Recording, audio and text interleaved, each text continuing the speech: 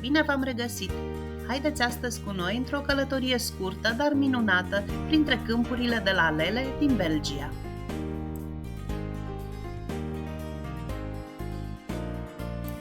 Așadar, haideți cu noi la Meerdonk, un sat aflat în regiunea Flandra de Est, în apropiere de frontiera cu Olanda, în care aprilie devine magic și unde liniștea rurală se împletește cu frumusețea câmpurilor de la Lele. Este un loc puțin cunoscut turiștilor și ne-am putut bucura din plin de el.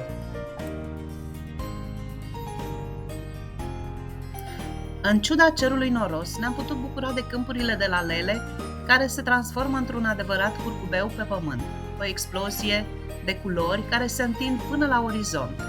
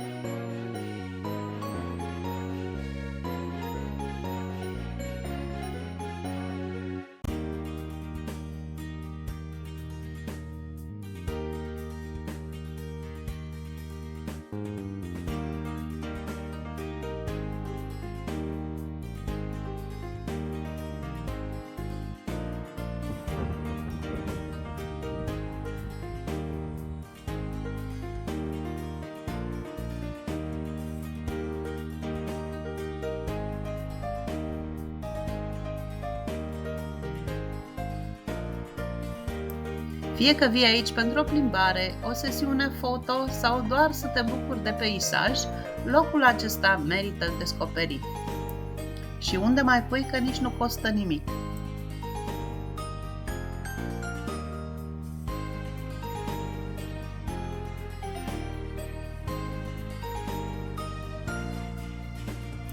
Și cam asta a fost aventura noastră printre lalele la Meerdonk, un colț de paradis care merită vizitat măcar o dată în viață.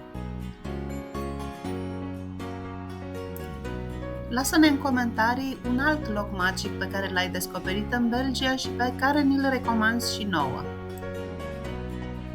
Dacă ți-a plăcut vibe-ul acestui loc, nu uita să ne dai un like, să te abonezi și să activezi clopoțelul pentru a fi la curent cu noile noastre aventuri.